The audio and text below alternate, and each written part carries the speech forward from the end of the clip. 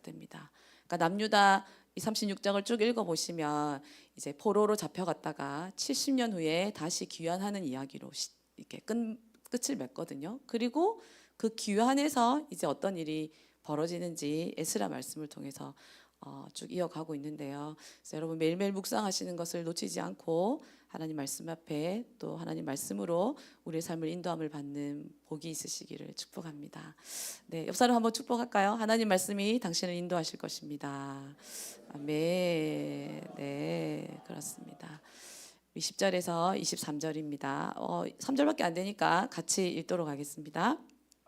칼에서 살아남은 자를 그가 바벨론으로 사로잡아 가매 무리가 거기서 갈대아 왕과 그의 자손의 노예가 되어 바사국이 통치할 때까지 이르니라.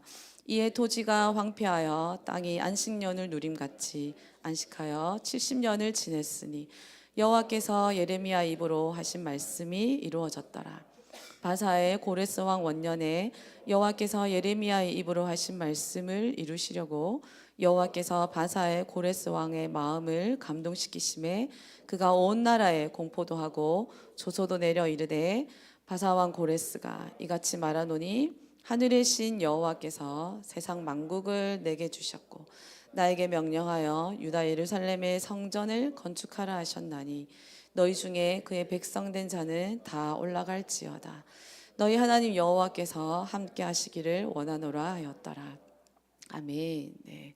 오늘 설교 제목은 고난의 때, 네, 고난의 때가 맞나요? 네, 고통의 때, 고난의 때 성숙한 신앙인으로 서다라는 말씀으로 함께 말씀을 나누도록 하겠습니다. 오늘 역대하 36장으로 아까 말씀드린 것처럼 남유다의 역사가 끝이 나거든요. 근데 이 남유다가 왜 멸망을 받게 될 수밖에 없었는가? 36장 16절에 이렇게 말하고 있어요. 같이 한번 읽어볼까요? 그의 백성이 하나님의 사신들을 비웃고 그의 말씀을 멸시하며 그의 선지자를 욕하여 여호와의 진노를 그의 백성에게 미치게 하며 회복할 수 없게 하였으므로. 네, 여기서 회복할 수 없게 하였다라는 말씀은 범죄가 너무 극심하여서 하나님의 심판이 불가피하게 되었다라는 그런 상태를 의미하는 것입니다. 역대하의 남유다의 범죄를 보면 물론 우상숭배 북이스라엘이 지었던 죄를 똑같이 남유다가 지어요. 네, 그리고 우상숭배뿐만 아니라 하나님이 기뻐하지 않는 일들을 막 행하는데 남유다는 여기 기록하고 있는 것처럼 하나님의 선지자들을 죽이는 악행까지 저지르고 말거든요. 그래서 하나님이 심판의 원인 중에 이것을 꼭 찍어서 이야기하고 있습니다. 이 남유다가 멸망할 때 활동했던 선지자가 하박국이거든요. 하박국은 역대하는 선지자의 죽음에 대해서 남유다가 영적으로 얼마나 악했는가를 설명한다면 하박국은 이 남유다의 사회가 하나님의 율법이 해이지면서 어떤 사회였는가, 하나님이 왜 심판할 수밖에 없었는가를 또 설명해 주거든요. 하박국 1장 3, 4절을 같이 한번 읽어보도록 하겠습니다. 주께서 어찌하여 내게 죄악을 보게 하시며 패역을 눈으로 보게 하시나이까. 겁탈과 강포가 내 앞에 있고 변론과 분쟁이 일어났나이다. 이러므로 율법이 해이하고 공의가 아주 시행되지 못하오니 이는 악인이 의인을 에워쌌으므로 공의가 굽게 행함이니이다. 네, 아멘. 네. 율법이 해이해지니까 하나님의 공의와 정의도 무너졌다라는 거예요. 그럼 공의는 이론이라면 정의는 그 이론의 실제거든요. 그리고 그 실제가 우리의 실제가 되면 평강이 그 열매예요. 그러니까 남유다가 하나님의 공의가 어떠한지, 하나님이 이런 일들을 십계명에 그리고 율법에 명해 주셨죠. 그것을 지켜야 했어요. 하나님이 이런 공의의 하나님을 보여주셨고 말씀하셨기 때문에 그 리더들과 제사장들과 레위인들과 백성의 리더들은 그 공의를 사회 정의로 실천해야 했거든요. 근데 그런 것들이 다 무너졌다라는 것이죠. 이 말은 이 이스라엘의 하나님의 나라라는 이 국가가, 이 나라가 그 구조의 뿌리와 근간이 다 무너진 상황이라는 거예요. 믿는 사람들은 공개적으로 비난과 비방거리가 되어야 했고 하나님의 백성이라는 정체성은 다 무너졌으며 하나님의 공의를 찾을 수 없는, 그러니까 하나님 나라로서의 어떤 정체성을 다 잃어버린 지 그런 상황이라는 것이죠. 그래서 하나님께서 심판하실 수밖에 없었어요. 끝내자. 라고 하실 수밖에 없던 상황이었다는 것이죠. 그래서 이 나라 전체가 이런 고통의 시간, 고난의 시간이었음에도 불구하고 이런 영적 전쟁을 치러내면서 하나님을 향한 믿음을 지켰던 사람들이 있었어요. 여러분, 이 시대의 상황을 좀 상상해 보십시오. 조금 우리나라랑 아주 비슷한 면이 없지 않아 있습니다. 그죠? 신앙은 다 무너졌고 정의와 공의도 다 무너진 거예요. 더 이상 법이 약한 자와 부르짖는 자를 보호해 주지 못해요. 여기 보면 겁탈과 강포가 내 앞에 있고 변론과 분쟁, 싸움, 분쟁, 강포, 그러니까 빼앗는 착취, 빈익빈 부익부, 그러니까 사회의 정의가 다 무너진 것을 한번 상상해 보십시오. 이 나라에서 살아남는 방법, 또 이 나라에서 어떻게 살아갈 것인가, 굉장히 막막하고 어두웠던 시대. 그러니까 영적으로만 어두웠던 시대가 아니라 사회 전반적으로도 굉장히 무질서한, 살기 너무 어려운, 살 수가 없는 그런 상황이었다라는 것이죠. 그럼에도 불구하고 그런 나라, 그런 시간임에도 불구하고 영적 전쟁을 치러내면서 하나님을 향해 믿음을 지켰던 사람들이 있었다라는 거예요. 에스겔 9장 4절이 설명해 줍니다. 에스겔이 이 당시에 있었던 선지자 중에 한 명이거든요. 우리 같이 한번 읽어보도록 하겠습니다. 여호와께서 이르시되 너는 예루살렘 성읍 중에 순행하여 그 가운데서 행하는 모든 가증한 일로 말미암아 탄식하며 우는 자의 이마에 표를 그리라 하시고, 물론 환상 중에 보여주신 말씀이긴 합니다. 여러분, 이마에 표가 있는 사람은 어떤 사람인가? 오늘 본문이 말해주고 있죠. 모든 가증한 일로 말미암아 탄식하며 우는 자들이라는 거예요. 여기서 가증한 일이라는 시각과 관점은 하나님의 관점이에요.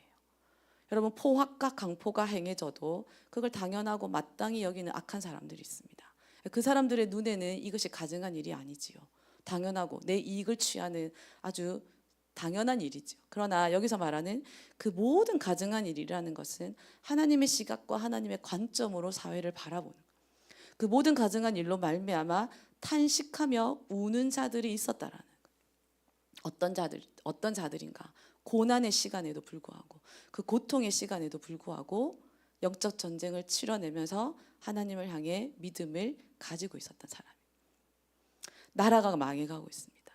불법이 성행하고 사랑도 식어가고 있어요. 마치 말세의 고통과 같은 그 고통의 시대입니다. 이런 시간에도 영적으로 깨어서 더욱 성숙해져 가는 신앙인들이 있더라는 거예요. 경건한 자들, 남은 자들.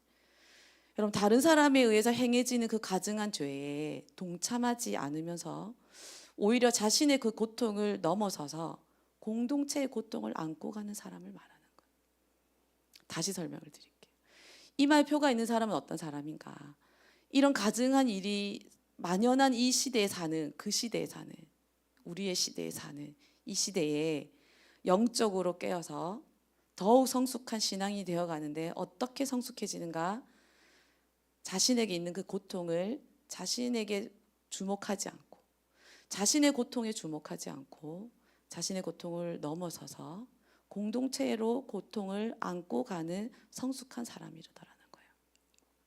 여러분, 성숙한 그리스도인은 어떤 그리스도인인가? 고통을 대하는 태도가 다릅니다. 고난을 대하는 태도가 달라요. 성숙한 그리스도인은 자신이 처한 그 고통스러운 상황을 자기의 고통이 가장 큰 고통이라고 간주하지 않아요. 어떤 이상적인 이야기를 제가 하는 것이 아닙니다. 이런 사람이 있어요. 나도 고통당하고 너도 고통당하고 우리 모두 다 고통당하고 있는데 내가 당하는 고통이 제일 큰 고통이라고 그렇게 간주하지 않는다는 것이지요.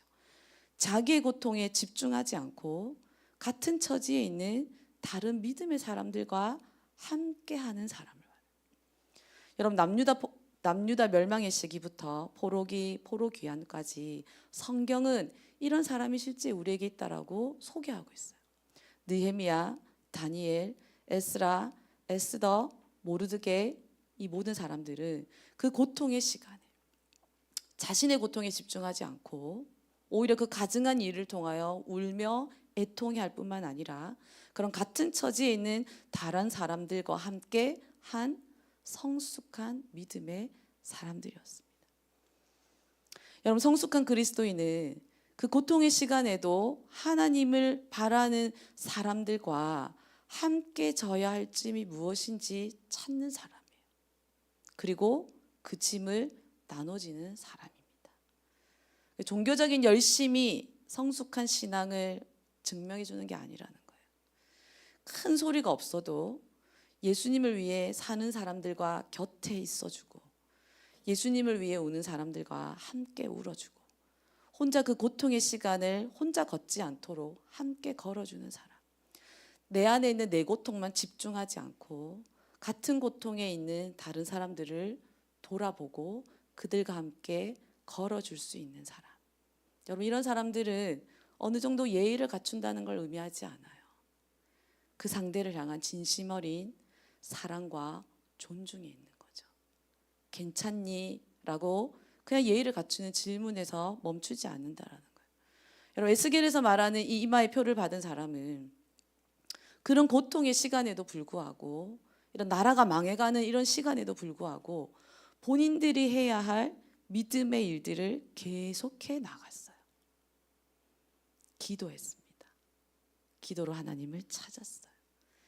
믿음을 지키는 이들과 함께 버티면서 서로에게 버팀목이 되어 주었어요.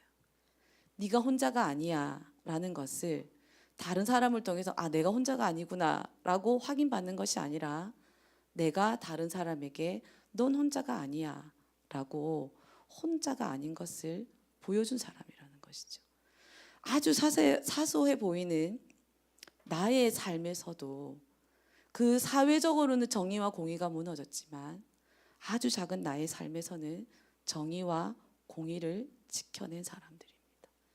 여러분, 이런 사람들을 통해서 믿음은 계속 전수되었고 오늘 여기 저와 여러분에게까지 이 믿음이 다가온 것이죠. 여러분, 구약뿐이겠습니까? 신약에서도 이런 고통의 시간에 영적으로 깨어서 더욱 성숙한 신앙으로 믿음을 지킨 경건한 자들에 대해서 말하고 있습니다. 우리 히브리서 10장 38절 39절인데요. 우리 같이 한번 읽어보도록 하겠습니다.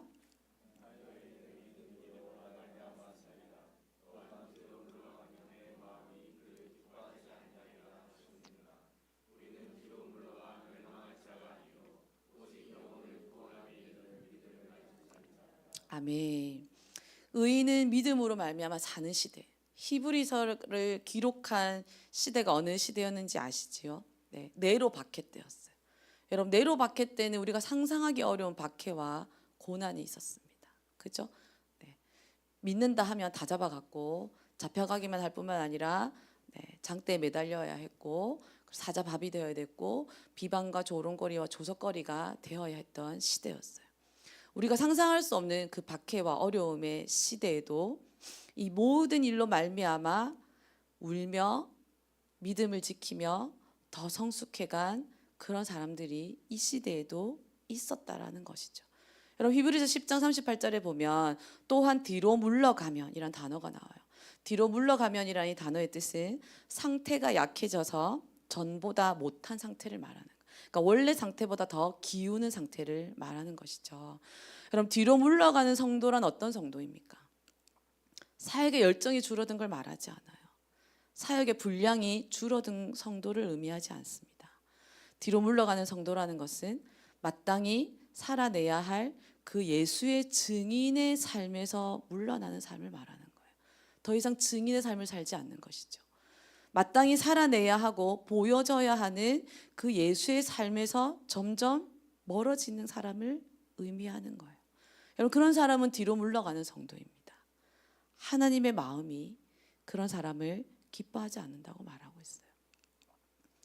예수님께도 이런 말씀을 하셨어요. 주여 주여 하는 자마다 다 천국에 들어가는 것이 아니다. 귀신도 쫓아내고 기적도 일으킨 사람들을 향해 뭐라고 말씀하셨습니까? 불법을 행하는 자라고 꾸짖으셨어요. 여러분, 귀신도 쫓아내고 기적도 일으킨다는 것은 우리 많은 그리스도인들이 사모하는 열망하는 은사 아닙니까? 그죠? 저도 한번 딱 손을 높여 그럼 좋겠다. 사모하고 열망하는 은사지요. 그러나 예수님은 복음으로 살아내지 못한 말과 행동, 삶이 없다면 복음으로 살아낸 말과 행동과 삶이 없다면 그것은 불법이라고 말씀하시는 거예요. 너희들이 귀신을 쫓아내고 기적을 일으켜도 사역에 분량이 많고 열정이 있어도 내가 너희를 도무지 알지 못한다라고 말씀하셨어요. 여러분, 이 이유가 남유다가 멸망한 이유이지만 반대로 이와는 달리 구약의 경건한 사람들이 지킨 신약의 네로박해를 견뎌낸 믿음의 사람들의 믿음의 내용입니다.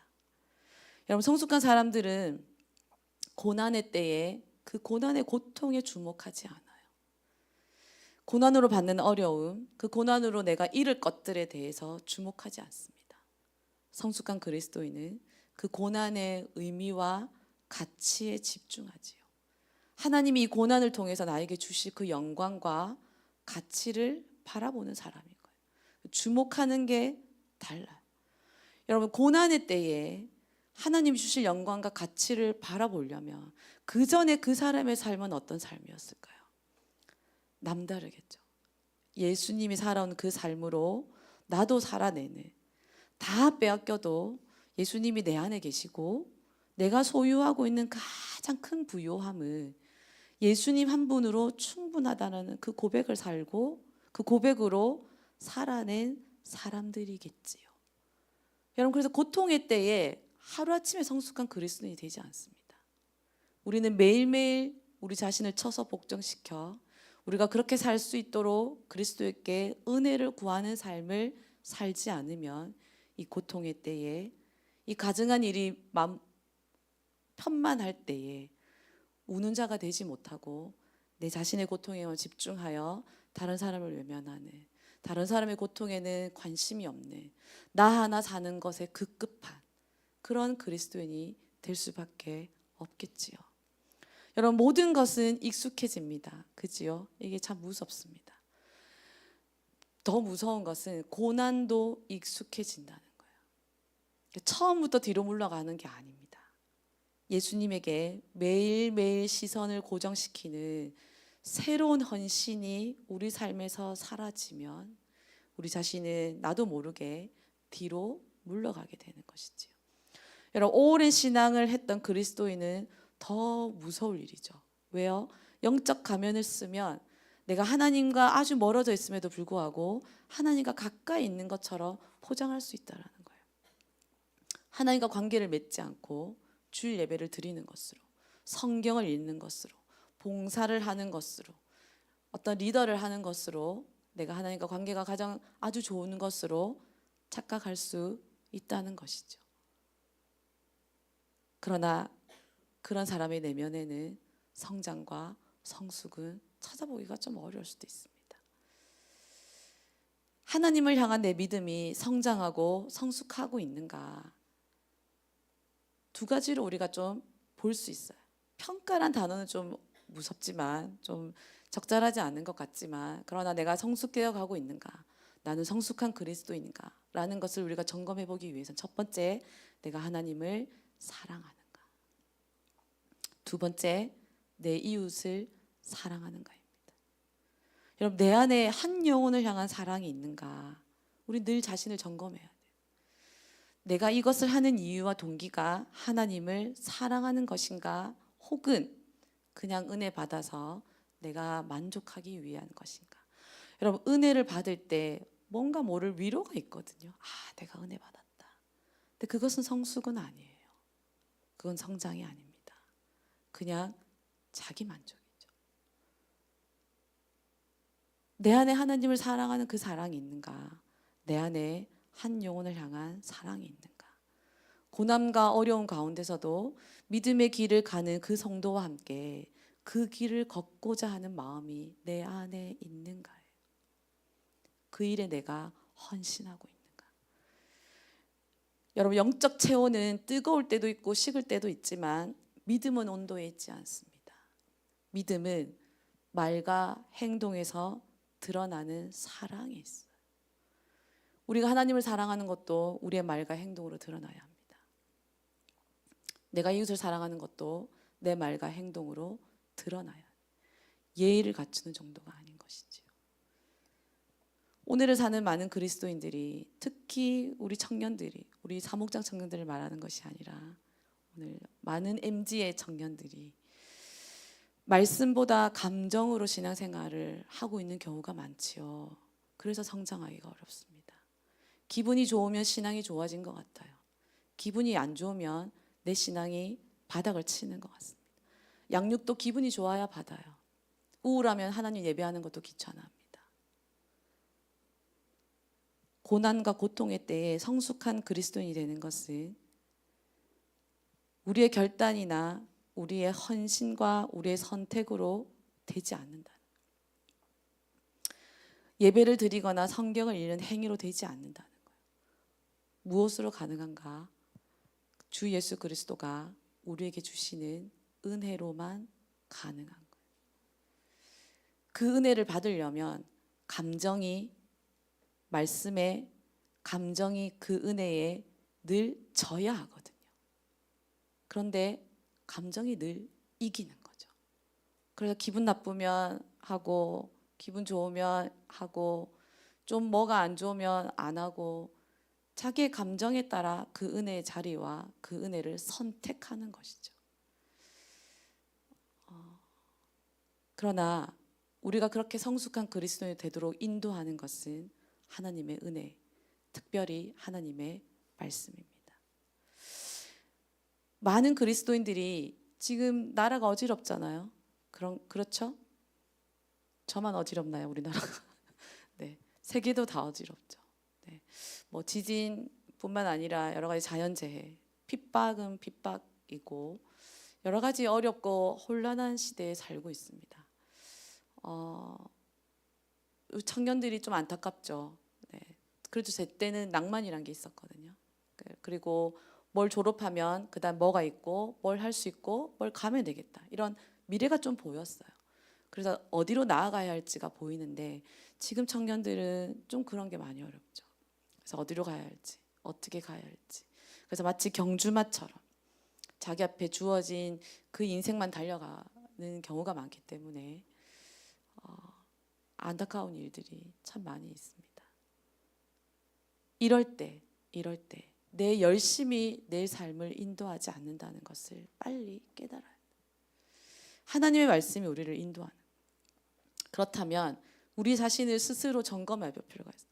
나는 하나님의 약속을 믿음으로 붙들고 사는지, 아니면 내 열심을 붙들고 사는지, 작은 말씀이라도 나는 순종하려고 하는지, 아니면 말씀을 내가 판단해서 내가 정하고 있진 않는지, 우리는 늘 자신을 돌아봐요.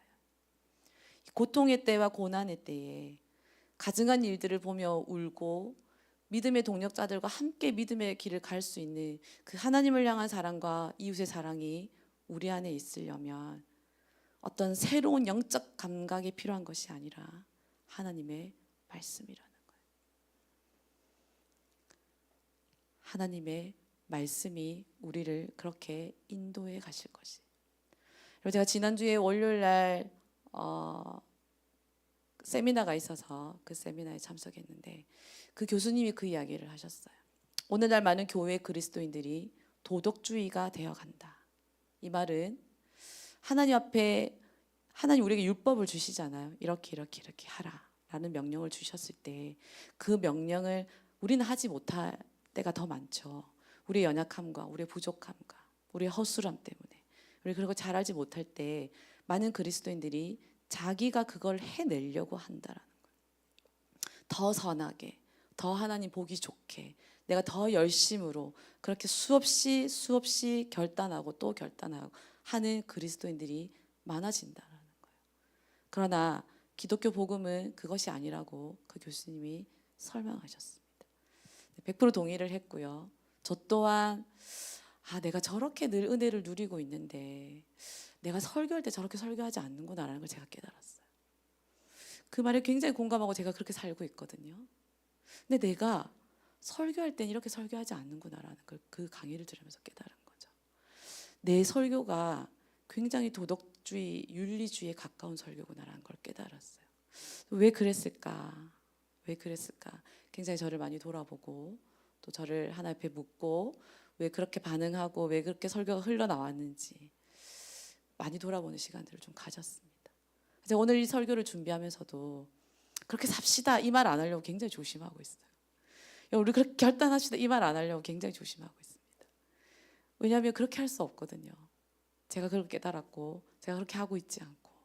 그러나 시간이 좀 걸려도 말씀과 기도 앞에 지속적으로 자기 자신을, 오늘 우리가 기도에 시작하기 전에 제가 함께 기도하자고 했던 그 기도 제목처럼 우리 자신을 하나님 앞에 드려 하나님이 그렇게 우리를 바꾸어 가시도록, 하나님이 우리를 그렇게 변화시켜 가시도록 우리를 지속적으로 내어드리는 것이 필요하다.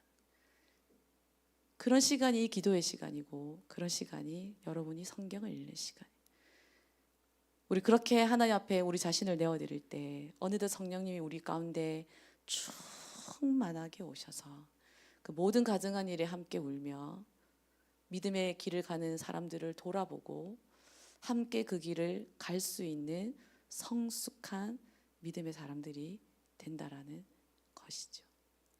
그래서 오늘 이 시간에는 우리가 결단하지 않기를 원해요.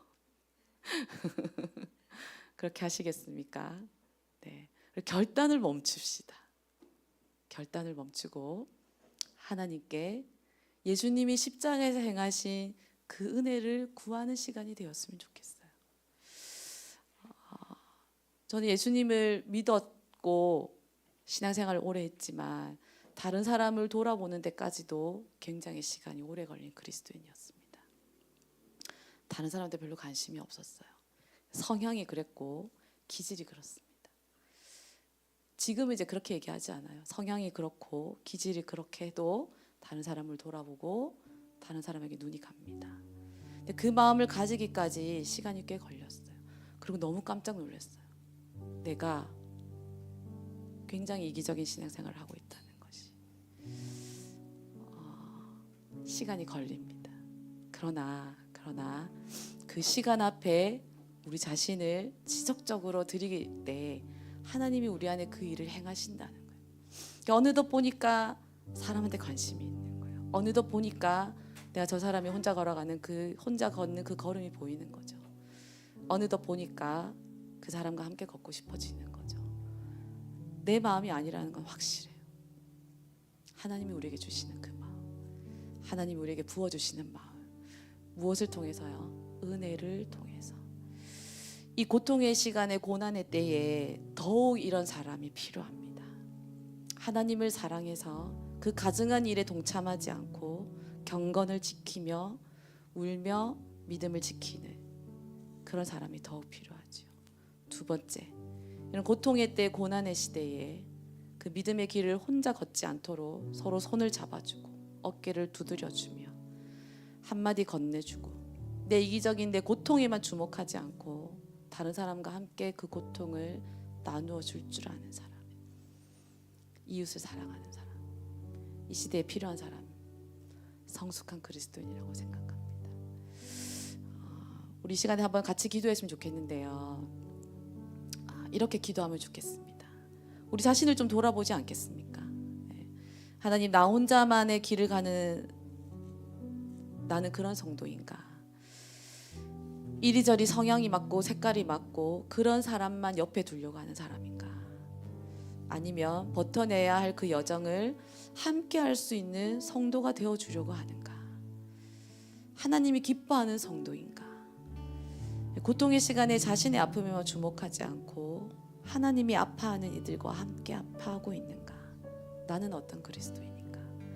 우리 자신을 좀 돌아보면서 그 모든 가증한 일에 애통함에 오는 자가 되게 해달라고, 그 시간에 하나님을 사랑하는 마음을 지키는 자가 되게 해달라고, 두 번째는 이웃을 사랑하고 이웃을 향하여 함께 짐을 나눠줄 줄 아는 사람이 되게 해달라고 우리가 그렇게 기도할 건데, 결단하지 않고 첫 번째는 하나님, 내가 그런 사람이 아닙니다 라고 정직하게 고백하시면 돼요. 하나님, 내가 그러질 못했습니다. 고백하면 됩니다. 그리고 하나님, 내가 그렇게 살아갈 수 있도록 도와주십시오. 나에게 은혜를 부어주십시오. 아버지의 마음을 주십시오. 나를 그렇게 성숙함으로 인도해 달라고 그렇게 은혜를 구하시면 돼요. 우리 시간 자유롭게 하나님 앞에 우리 자신의 모습을 돌려드리면서 같이 기도하도록 하겠습니다. 살아계신 하나님